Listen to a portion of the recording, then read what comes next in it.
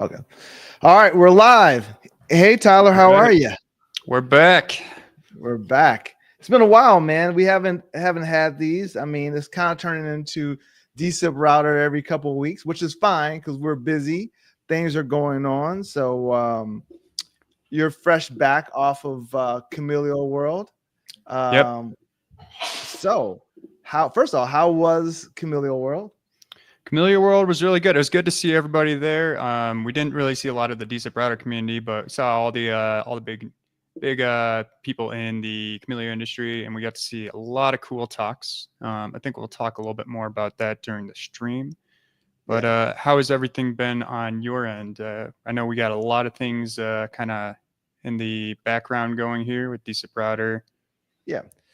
Yeah, things are good. So one of the things we did is that we had a community member step up and wanted to start working with us to do support. So we brought him on. His name is SA. SA will be handling. We have a lot of stuff going on though. So we have customers in different parts of the world. In particular, we have some customers that are in Africa and the UK. So he's actually out of Lagos, Nigeria, and so he'll be handling the Africa segment of business for us, and also some UK work for us as well. And then the whole goal is to actually hire somebody for Asia Pac. So we'll Mhm. truly be able to, handle basically follow the sun almost. We're not quite there, but we'll be able to do it because they're like I think he's like 6 hours ahead of us. Let's see here. I always forget. I think that's So more than 6 because yeah, I think Berlin it's was 9 8 actually. hours. Yeah, Lagos to Detroit time. So yes, that is it's 11:40 now. It's 4:40 p.m. for them. So that's 12. Yeah, so that's like wait, that seems like so that's 12, 1, 2, 3, 4. It's 6 hours. So it's not too bad. So it says it's 5 hours ahead of Detroit. I should have just read it. So it's 5 hours ahead of us, which so that's why now I remember why I was like, okay, he also can do the UK. So he'll be doing the UK and he'll be doing Africa for us. And for we have some customers that's in Guinea. And so right now I was waking up early to handle them. He will now be handling them for dSIPRouter and doing a lot of our systems, as a lot of our work in some cases is integrating with FreePBX or Fusion. So Mhm. he'll be doing that type of work as well. So he just started like last week. We kind of been like slowly kind of putting him on to tasks. We didn't want to overwhelm him because we have a lot of stuff. But he's been doing Yeah. great, and we'll probably have him on at some point of dSIPRouter Weekly just to introduce the community to him. But yeah, Maybe that's during like that's the annual retreat or something, we'll get everybody on the stream, just say hi and introduce the yeah. team. Yes. So super excited about that. And then I guess the big thing is also there's a series that I'm doing now on dSIPRouter plus Live Kit. And I released the first episode of that. I'll put in the notes of this stream. It'll be there. And that's where we're really just talking about Live Kit is really is a ability to do AI voices as an IVR, which is, I mean, it does a lot of stuff, but what we're talking about on the stream is basically how do you use it to become a AI enabled IVR, and it's actually pretty dope. Hmm. So anyway, that's what those are the major things going on right now. And the other thing is I'm fixing WebRTC. Like we had some issues with WebRTC that's been lingering for a while, and we Yeah. had a customer wanting to get some of these things fixed. So they were like, "Hey, we'll put some money up to get those fixed." So we are working on releasing today on a branch some WebRTC fixes. Yeah, that's good. We got a lot of stuff in QA that's kind of getting ready to roll out. I mean, on the back end of that, we also are working on the CI/CD pipeline, so we need to get that, get all the tests finished for that. I know people have been asking for that, and we ourselves have been wanting to take some time and kind of get that up to snuff, so that when we're doing builds, you touch one part of the routing config, it's not affecting something else. It's still tested. Everything's end to end. So yeah. Yeah, I mean that's always the challenge, is especially when we're touching the the main routing config, right, which is based on Kamailio. But yeah, I mean to really start to kind of transition a little bit, like I already knew that we're not going to have a lot of people inside of Kamailio World that are our dSIPRouter folks, but I think because those people are like, they can whip up a Kamailio config easily. I think, obviously our target markets for people who are like, are brand new to SIP, or they tried to deploy Kamailio, it was just too complicated. So those are the customers that we're going after. I guess my thing, I saw a couple snippets, but it seems like there's some new stuff handling from a listener perspective that is being built out inside of Kamailio, which I think we talked about it before. We saw a little bit of that at ClueCon, is that maybe we'll be able to do a little bit more sophisticated stuff around the interfaces, Yeah, Daniel put some more, some easier ways to configure the listening interfaces in there. They're pretty nice. We are still kind of using the legacy syntax, so that just came out in the 6.0 release. We haven't even upgraded that in dSIPRouter yet, so we still got to do that. And the biggest change was the multi-threaded versus multi-process pool on the listening sockets, and then you can kind of mix and match that between your different interfaces. I've always wanted to go back to the interfaces and make that more easily configurable from like a an admin standpoint, instead of it being kind of focused more on NAT use cases, because we're kind of just focusing on, is it external, is it a NAT one-to-one, is it a DMZ situation. But there's going to be people out there that are using subnets, and we've seen multi-homed. We've actually done quite a few multi-homed installs before. And you can't really do that with the dynamic, like the UI changes right now. It's all manual in the config, and we want to make it easy for administrators to kind of do that. And we actually did see a lot of people at Kamailio World that are familiar with the project, and some people that are deploying those for their customers. So some people, some people are reselling, and they want they're going to hand it off to their client, or maybe they're managing it. If they're doing it as managed service point of view, they're going to have all that knowledge already, the people that we were seeing there. But if they're doing a deployment for a customer and they're saying, hey, I'm going to set this up for you, and then we're handing it off to you, it's on-prem, then most of the time they're going to want to make it easy for them to configure, so that their new network team can manage it in the future, and they don't have to come back and say, hey, we have no idea what any of this routing config does. We don't understand, all the intricacies that you did there. So I've seen a few people mentioning it in that use case. No, that's super dope. That's really super dope. That's good, because I mean, at the end of the day, a lot of times, even though you may be a Kamailio expert and you can figure it all out, but you don't want to rebuild the same thing over and over again. So hopefully, and it sounds like it's true, is that people are like, hey, why build that? We can use dSIPRouter for this, and for certain use cases that make sense. I was going to say one other thing. I'm trying to remember what it was that so we launched dSIPRouter Cloud. We have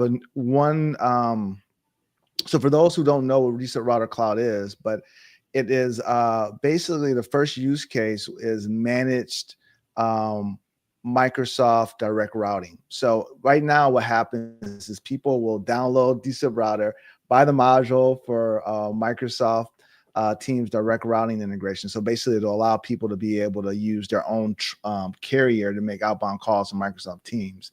Mm-hmm. It's always a pain because you got to understand a lot of stuff in order to get that going. Yep. So now we have, I'll show this a little bit here. Now we've made it so that they don't have to, learn all of that stuff. We manage the infrastructure for them, and then they go from there. So what we've done, let's see here. Let me share a little bit here. I feel a dangerous demo coming up. Well, it's not going to be that dangerous because I'm not going to really do that much. But I probably next time we meet, we'll do something like this. Let me see, slides. Yeah, nope, I don't want slides. Present. So screen share. Yeah, I got to learn how to screen share again. So we have we have a few people that are right now in the stage that they're setting it up. We've given them a free account. They're testing it out. So I'm pretty confident they'll become customers. And I'm really targeting, and this is why it was important for us to hire in other regions, really targeting outside the US first, because that seems to be where a lot of the demand is coming from around this. And so what happens is that we send them this doc, and it explains how to get an ID for dSIPRouter Cloud, which they really, at this point, we provide them a host name that they will use inside of their Microsoft Teams environment. So this is, say, my name of my company is Max Company. I don't know, Max Company. We'll give them a domain of maxcompany.customers.dsiprouter.net, and then what will happen is that they will go through the process of adding that domain to their Microsoft Teams domain in their account. So they'll set up a subdomain. They'll verify the domain. They'll send us back like the text value and name, and we'll go through. We'll validate in our DNS, and all this will be automated at some point. Right now, they just send it to us, and then once that's set up, we actually, there's a set of steps here that talks how to add the domain name to their Microsoft Teams account, create the voice routes, enroll the SP, all the stuff that's needed. So this, I'll put this in the show notes, and then we give them a test DID. That test DID is just a set number. It's just 1+1 214492025, which is a basically 11-digit number. And if everything goes well, they should hear a message that says, hey, your Microsoft Teams environment has been set up properly. And once they get that, then they can give us their carrier information, and then we'll put their carrier information. So they can bring their own carrier to us, we'll put it in, or they can use one of our carrier connection as well. But right now, most of the people want to just bring their own carrier, but it just takes, it just takes all the complexity. Not all the complexity. You still got to set up Microsoft Teams and all that good stuff, but it takes out having to manage dSIPRouter and manage setting up the module and all that good stuff. So that was launched, and I'm super excited about like that being at least done, so that we can start start going more to the cloud world. I think something that you've talked about for a while is being more SaaS enabled and getting more people using us like that. Yeah. So, I mean, for people that aren't aware, Skype just ended their support. So Skype's end of life, it's gone, and they switched over to Teams only.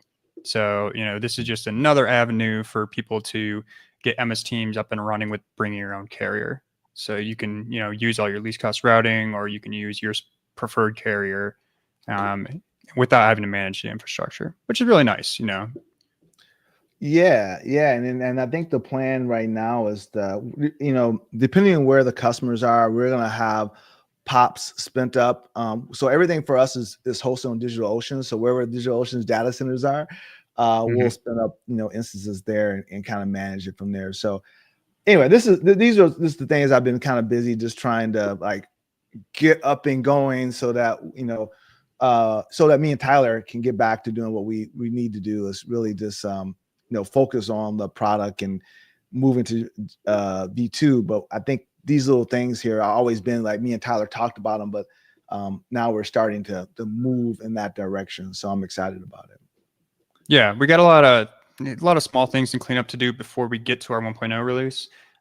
For people that aren't aware, we've talked about it a little bit before. Our 1.0 release, we're looking to target more on the dev side of things. We're trying to put more interchangeable platforms in there. So bring your own proxy or SBC, plug that into the UI, and you can use that. Bring your own RTP engine if you want, or have us manage it. And then kind of make those tools more aimed towards developers. So one of the things that we've talked about plenty of times now is having like a marketplace where external companies can host their stuff. They can have a module that says, do this one feature. And it could be open source, or it could be, hey, a dev that is building up their small company and hey, we charge $5 a month for this proprietary module. Whatever, it's a marketplace, So that's kind of what we're aiming at, is making it more of a platform that developers can come in, companies can come in, and they can like build the ecosystem out, instead of us, grinding our wheels on each module and then trying to figure out which features are going to be open source and which features are going to be paid for so that we can pay our team. I think that's it's really hard to like figure out where you're going to fit into the open source ecosystem. And I know Mac and we definitely don't want to be doing the running after funding and fundraising, because it's a lot of work, and you have to do a lot of outreach instead of development. And we would rather be doing more development, just creating more software, because that's what we love to do. It is, just being able to like focus a little bit and not, chasing after fires. I mean, we still have fires that happen and issues that we got to deal with, but I think, as we get more people on board, we're going to get more people on board where we see the demand at, you know what I mean? So, and I think that's important, and being able to have overlap for Tyler and I, for we can sleep and all that good stuff in these different regions, especially if they're 6 hours ahead or something like that. So if something happens, they can handle it, without having to wake me and Tyler up. So I think we're getting there. A lot of work to get there, but I'm glad you went to Kamailio World. I think it's time. It's almost like going to your mothership, right? And just like connecting and hearing what people are doing. I just downloaded all the info right into my brain. So some of the interesting topics, I'll give like a kind of high level summary of some of the interesting things that we saw there. Yeah, go for it. A lot of people are dealing with the same scaling issues that we're dealing with. They're dealing with enterprise scaling, they're dealing with load balancing, they're dealing with DNS versus layer 3.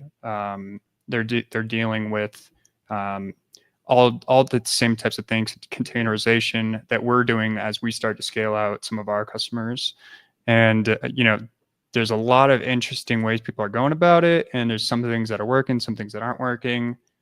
We're seeing a lot of people that are trying out containers and Kubernetes. Some people are liking that, some people are hating it.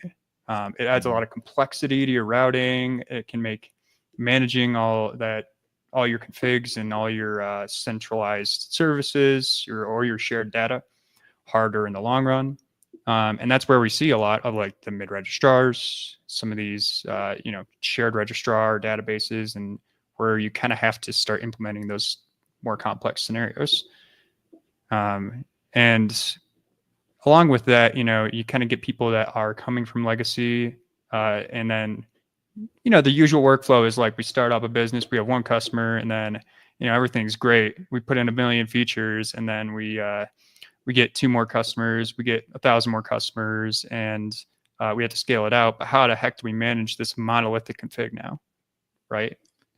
Yeah, that's the challenge, man. It's like, how do you do that? And it for us is even more because we're handling all these different use cases, and so being able to handle all these use cases and having flags and all that stuff to turn things on and off, and so it gets a lot. One of the things that I've been wanting to tackle for a while, and it's kind of forced me to tackle it, was helping one of our customers the other day, and right now, like international, like emergency dialing is so different in so many different countries. So there's definitely something that I'm like, all right, this has really forced me to like really focus on, you know, getting some of these things into the admin panel so that they can just update these.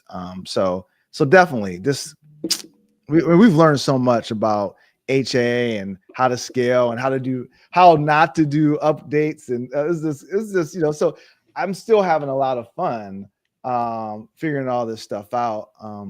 It's just that as we do more good stuff, we get more customers. So which is we gotta scale so that we can support those folks. So no, this Oh is a yeah. great Oh, yeah. talk, man. Yeah, this is dope. What Yeah, I what did want to highlight one thing Yeah, really quick. I go know we're for it. starting to get up at past 20-minute mark, but that's Yeah, fine. yeah. Some of the things that we saw also was like the image management and having separate repos for all your different versions, all the compilation stuff being done beforehand, and then when you're deploying, you're not recompiling stuff. So these are things that we're looking to bring back in dSIPRouter, make the project better. I know a lot of other people are kind of doing the same thing with their deployments, their CI/CD pipeline as well. We saw plenty of people that were trying to automate those type of things. So we're working on it, everybody. This is it's a good sign to see other people are having the same issues and working on the same issues that we're working on. Yeah, yeah, and still we're really out there working for the people that are, you know, want to they don't want to necessarily know all the details of Kamailio. You know what I mean? So we're still working for those folks, but we're also working for people who really do know the details of Kamailio, but don't want to rebuild it each time and make snowflakes. So for us, we're trying not like for us, we're like, how can we make this so that it's not a snowflake each time? That's how we kind of look at it. It's like, what can we do to make it configurable so that they don't have to like, fork it or do something like that? And this, it's a challenge, but I think, we're up to that challenge. But Oh so yeah, yeah. we're definitely generalizing use cases for you guys, and that kind of is a lot of complexity that people don't realize. Is like, how can you generalize this concept into schema, into data storage, into manageable configs? Like all these different layers where you're trying to generalize a bunch of different scenarios. So it's fun. It's I interesting. like it. So as like I don't know about you, like the way. So I know we're reaching top of the hour, but I just want to talk through this real quickly. Now, when I'm doing development for dSIP, what I do today, I want to get your opinion on this. What I do today is I will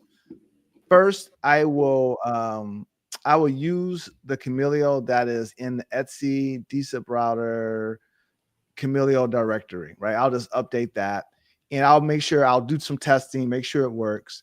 And then once it works, I take those changes and then I put it into op dSIPRouter Kamailio configs, Kamailio. In that way, now then what I'll do is then I'll do a dSIPRouter configure cam and then let it actually replace it. So that's kind of my way of doing testing, just to make sure that number one, whatever I'm testing gets put into a config that I can actually commit up, and then I know that the next whoever pulls down that particular branch, they'll be able to get those changes. But that's how I iteratively test. I don't know, is that how you do your testing, or what do you do?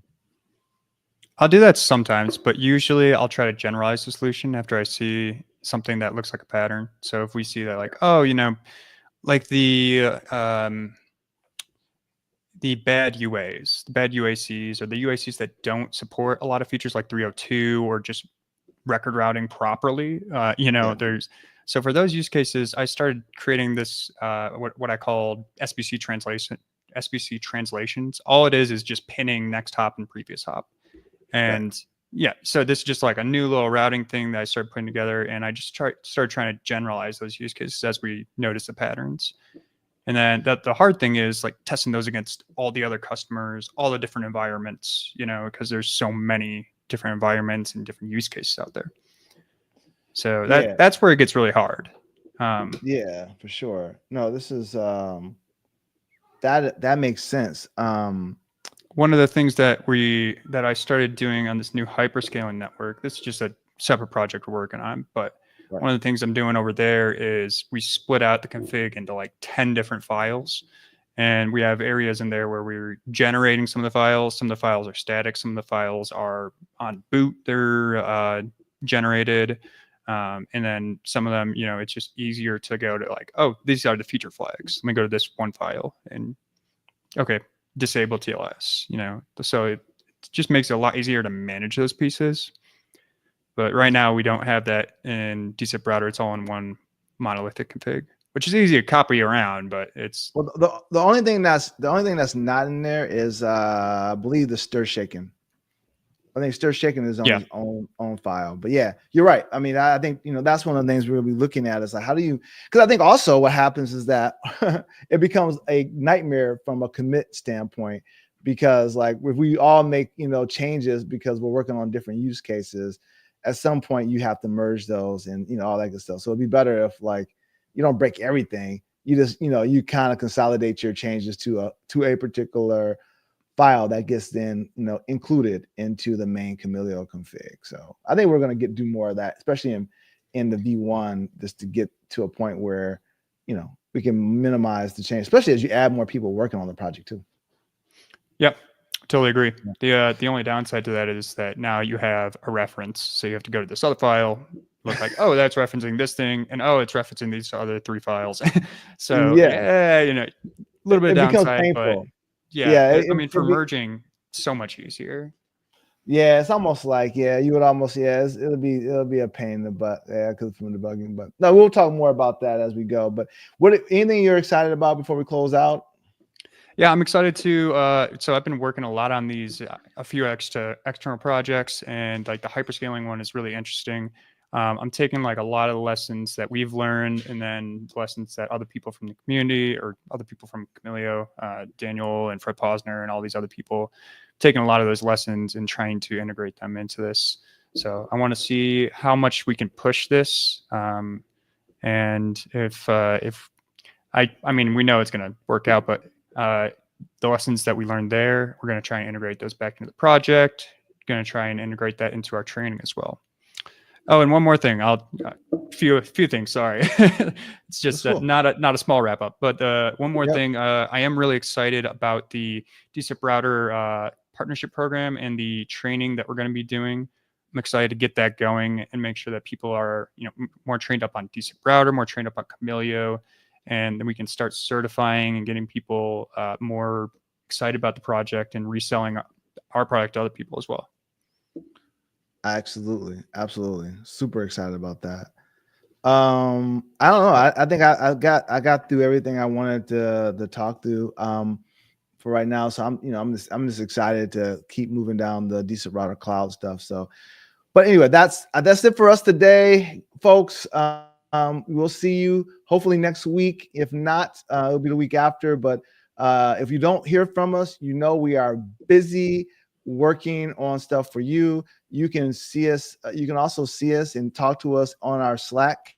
So we'll put the actual link in the notes below. So down in the show notes. Come join. There you go. Come join. All right, folks. Take care. All right. See you later. See you guys.